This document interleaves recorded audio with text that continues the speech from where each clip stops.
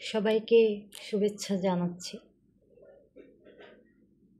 কলমে ও কণ্ঠে আমি লিপি বণিক রূপা। আজকের বিষয় সাজো সংসারে। কথাটি আসলেই হাস্যকর। হ্যাঁ, সেজে কি করা হয়? কৌতুক। অদ্ভুত পোশাক পরে সাজা হয়। কৌতুককারী হাস্যকর অদ্ভুত রূপে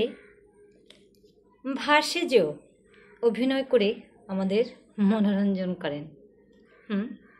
আর সংসার বলতে তো আমরা বুঝি ঘর কন্যা, মায়ার বাঁধন, অসীম চক্র।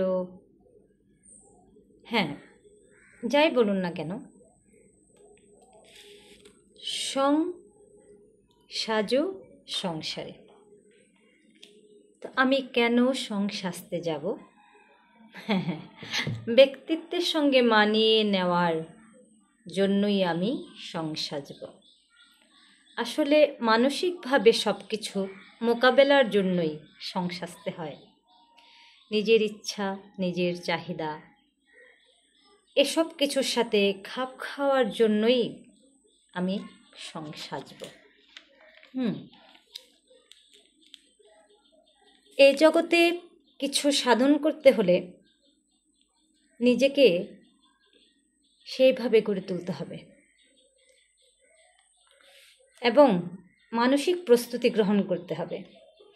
হাসির অভিনেতার মতো অদ্ভুত ও কৌতুকপূর্ণ সাজে সজ্জিত হয়ে আপনি আপনার ব্যবহার বদল করে কার্যটি সমাধান করতে পারেন। সংসার বাস্তব বস্তুর আভাস মাত্র। একটি শিশু নাগরদোলায় চড়ে দুলছে। আমরাও সংসারে ক্রমাগত দুলেই চলছি। এখানে নিমজ্জিত হলে চলবে কি? আমাদের সবচাইতে যেটি দরকার সেটি হচ্ছে হাস্যোজ্জ্বল মুখমণ্ডল। সর্বস্ব প্রাপ্তির জন্য সংসেজে আপনাকে নির্দিষ্ট লক্ষ্যে পৌঁছতে হবে। অবিদ্যায় ভরা এ সংসার, নগণ্য অবাস্তব বিষয়ে এখানে সবাই উৎসাহী। তাই জীবনের ন্যূনতম আবশ্যকতাগুলি পূরণ করতে ভ্রমাত্মক পরিকল্পনাকে বাদ দিয়ে এবং নারকীয় সভ্যতা থেকে রেহাই পেতে আপনি সাজতেই পারেন। সমুদ্রের তরঙ্গে ভেসে গেলে চলবে কি বন্ধুরা? হ্যাঁ, প্রতিকূলতা যেন আপনাকে টলাতে না পারে। আপনার সংকল্পে আপনি অটল থাকবেন। সাজা খারাপ কিছু নয়। আমরা দুঃখ দুর্দশার নদীকে বৈতরণী বলে থাকি।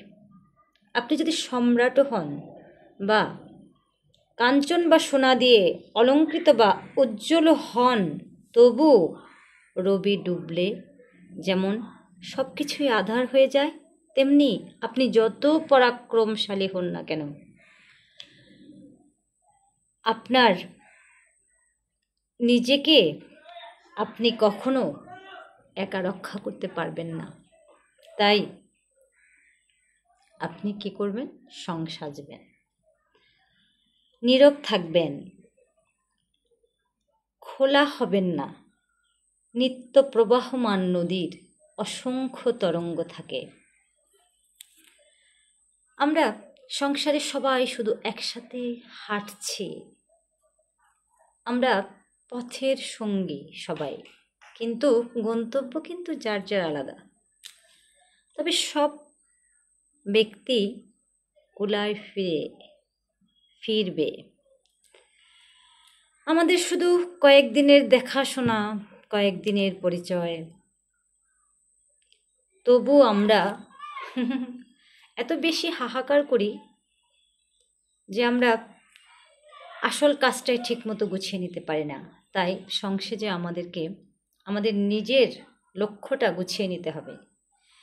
ভিন্ন ভিন্ন রূপে নানা ভূমিকায় নিজেকে উপস্থাপন করতে শিখতে হবে, নিজের আসল সত্তা ও অনুভূতিকে আড়াল করে।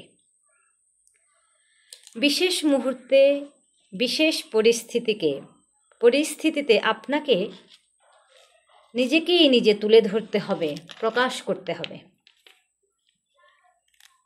হ্যাঁ, আপনি আপনার চরিত্র ফুটিয়ে তুলুন। জীবনটা এক নাটকীয় প্রক্রিয়া। কখনো দর্শক সাজবেন, আবার কখনো অভিনেতা সাজবেন।